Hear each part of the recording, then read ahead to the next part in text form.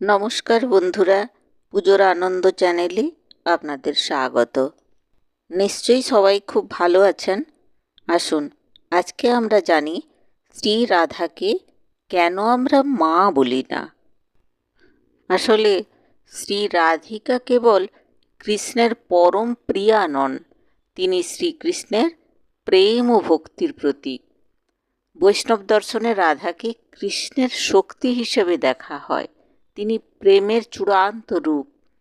মা বা মাতৃত্বের ধারণা সাধারণত করুণার প্রতীক হয়, কিন্তু রাধা উন্মাদনায় ভাসা প্রেমিকার রূপ, তাই তাকে মা বলা হয় না। শ্রীকৃষ্ণকে ঠাকুর বা ঠাকুরজি বলা হলেও রাধাকে কিন্তু ঠাকুরানী বলা হয় না, তাকে প্রেমময়ী হিসাবে ভাবা হয়। কৃষ্ণের প্রতি তাঁর যে এই অনন্য প্রেম, সেই কারণে তাকে শ্রীমতী রাধারানী বা রাধা নামেই ডাকা হয়। হিন্দু ধর্মে দেবী দুর্গা, দেবী লক্ষ্মী, কালী এদের মাতৃরূপে পূজা করা হয়, কিন্তু রাধার ক্ষেত্রে এটি ঘটে না।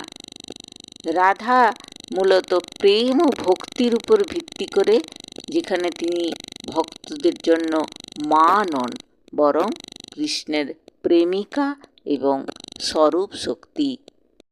এই নিয়ে একটি গল্প রয়েছে, আপনারা শুনুন। একবার শ্রীকৃষ্ণ শ্রী রাধাকে ছেড়ে বিরজার সঙ্গে লীলা করছেন।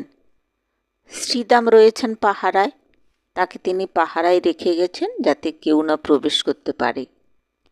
তো এই সময় নারদ দেখা করতে চাইল শ্রীকৃষ্ণের সঙ্গে, তো শ্রীদাম বাধা দেন। নারদ গিয়ে শ্রী রাধাকে লাগানি ভাঙানি করে, ওটাই তো ওর কাজ।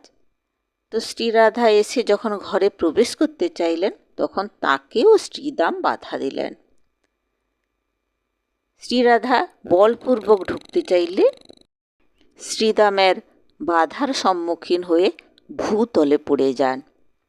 তখন শ্রীরাধা রেগে যান এবং অভিশাপ দেন। তিনি বলেন, অসুরের মতো তোমার গায়ের জোর, তুমি পরজন্মে অসুর কুলে জন্মগ্রহণ করবে। শ্রীদাম ও রাধার কথায় খুব কষ্ট পেলেন, তিনিও ছাড়বার পাত্র নন।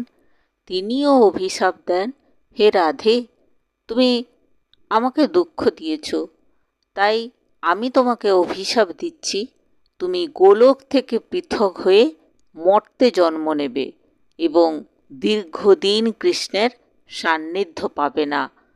তবে যখন তোমার কষ্ট চূড়ান্ত সীমায় পৌঁছবে, তখন কৃষ্ণ তোমার কাছে ফিরে আসবে।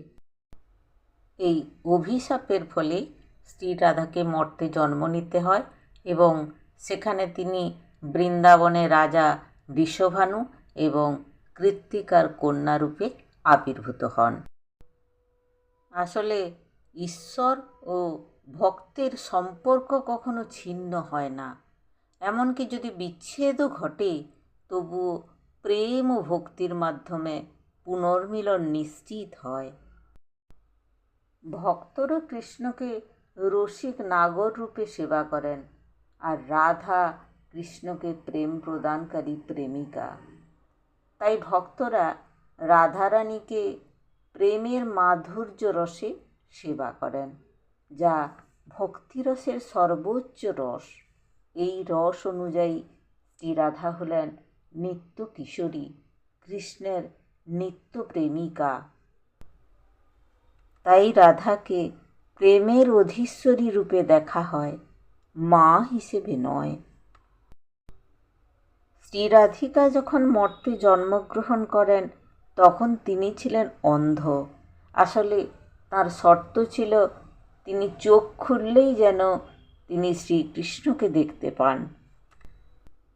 মাতৃত্ব সাধারণত করুণা, লালন পালনের প্রতীক, কিন্তু রাধার ভূমিকাটি কৃষ্ণের সাথে চিরন্তন প্রেমের রূপে প্রতিষ্ঠিত, তাই তাকে মা বলা হয় না। আজ এই পর্যন্ত। ভালো থাকুন, সাবস্ক্রাইব করে আমার পাশে থাকুন। ধন্যবাদ।